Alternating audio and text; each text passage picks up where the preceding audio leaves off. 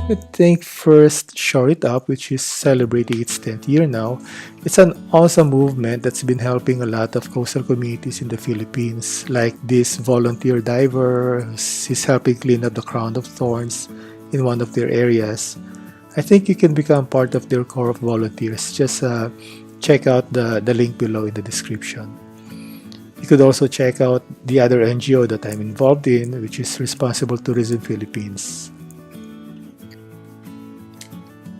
This will be very interesting, guys. Beach management. If you can get a copy of this book written by Eric Bird, I suggest you do. This is my main source of reference when I do research on beach management. Now, how do beaches get created? No? The usual sources of beach materials are from cliffs and shore erosion, like if you have mountains bordering the coastal area, or a wall, no? They come from rivers. Some are blown in from the land. And if man puts in the beach material to, let's say, create a beach area, then we call it artificial nourishment. And this is quite common in the Philippines and many other countries. They're usually washed in from the seafloor. This is our main discussion for this topic. No? And how do we lose the beach materials when the sand is withdrawn to the seafloor, washed or blown inland, drifting away or drifting along shore, weathering and attrition, and beach quarrying. This one I got from the book I was talking about. Now, if you see the source of the sand material would come from the seafloor, and they're brought up by ocean swell, and then they are distributed to the shore up to that point and to this point. Now, if you see the distance, that's quite a long distance. It's probably about 20 kilometers. So let's say you're standing on the beach and you see an offshore quarrying or a ship that's getting sand offshore. Let's say they would say, oh, we're about 10 kilometers away, it won't affect the beach area. It might probably do, no? So if I were you, if you see some offshore quarrying, I suggest you do something about it. There are two things to understand in beach management. This is limited to the materials washed in from the seafloor. One is wave, which brings in the beach material, and the other is longshore current, which distributes the beach material along the coast. To illustrate, the wave, or we call it the alon, brings in the beach material, that's white sand beach, and when they're on the coast, the longshore current distributes the beach material. There are another two things to understand in beach management. That's wave energy. These are very important. Wave energy and wave energy dissipation. This is very, very interesting, guys.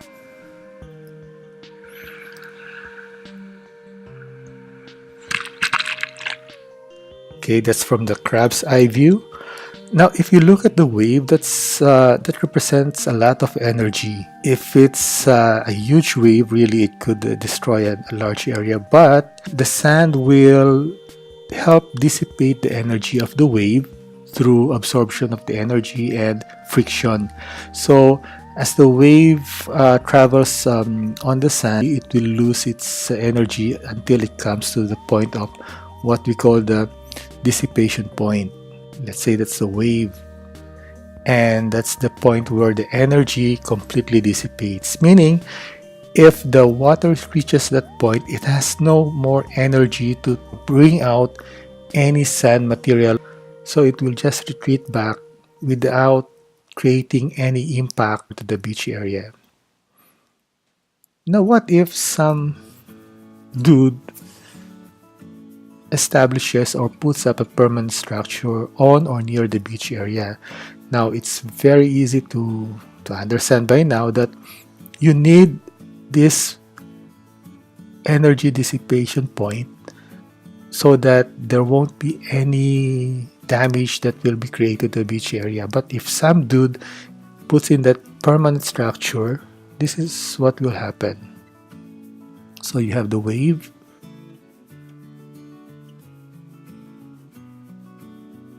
and because of the structure, it stops the water at a point where there is still enough energy to bring out or scour the sand back to the sea. So it creates a scouring effect to the sand, thereby eating up or eating out the beach material, and at the same time damaging the permanent structure.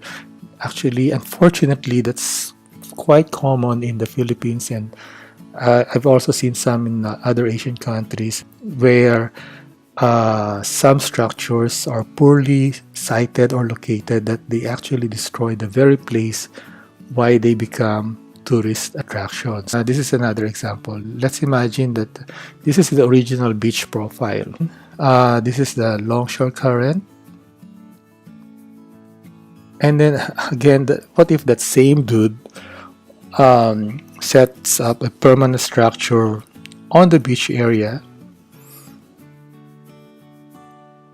Now you can see that over time, as the current travels from the right side to the left side, it has enough energy to distribute or carry sand material or beach material.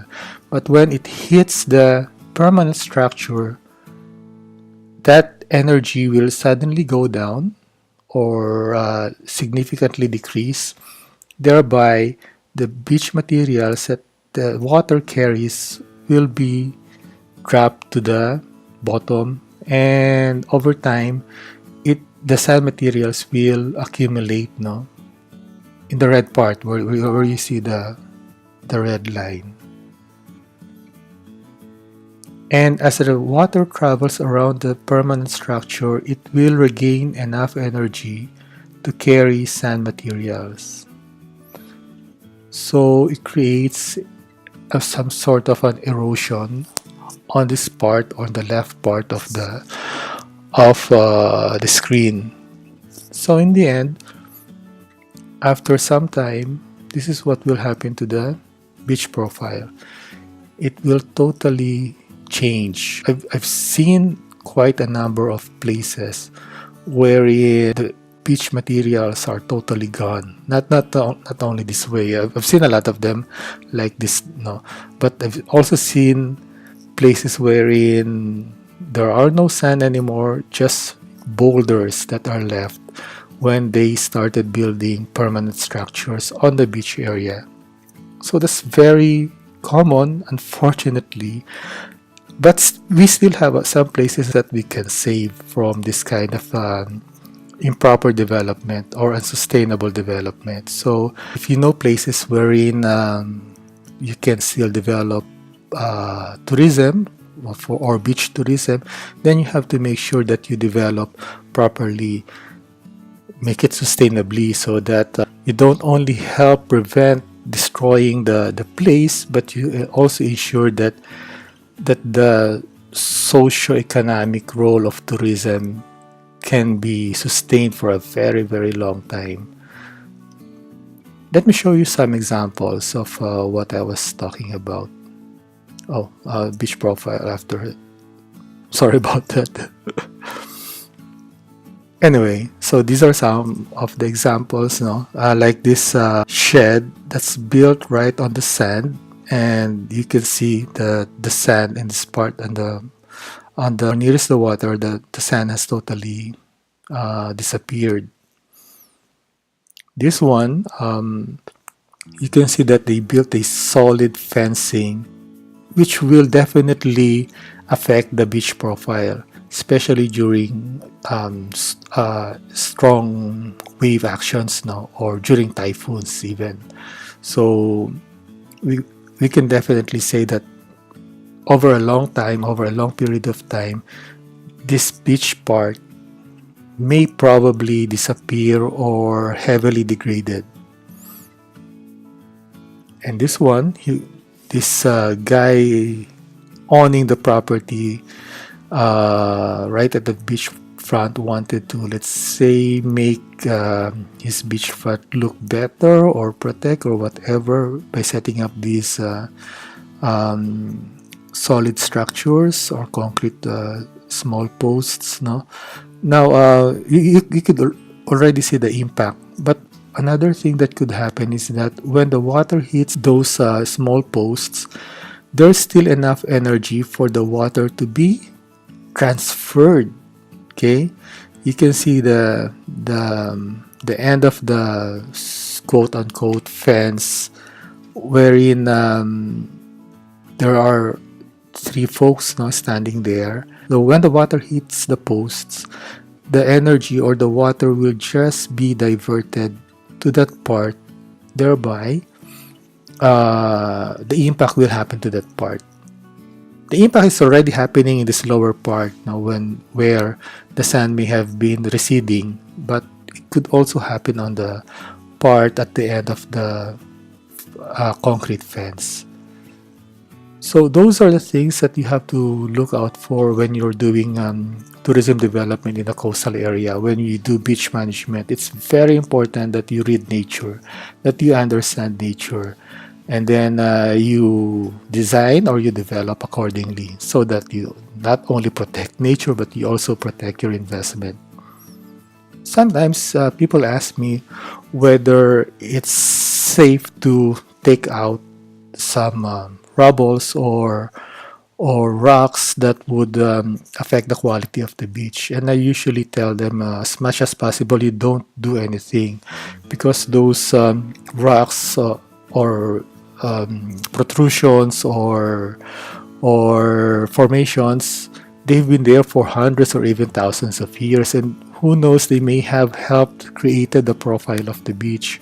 So if you take away those rocks, it might change the dynamics of the beach, and it might lose the beach material, because you basically change the contour of the coastal area, thereby you may affect the distribution of the beach materials. Okay, so I'm trying to keep it short. I guess I have to make another video on other topics or subtopics about beach management, because I've only discussed quite a small percentage of what many people should know in appropriately developing their coastal areas. Okay, I hope to see you in the next video. Maraming salamat. Please like, subscribe, and share. Life finds a way.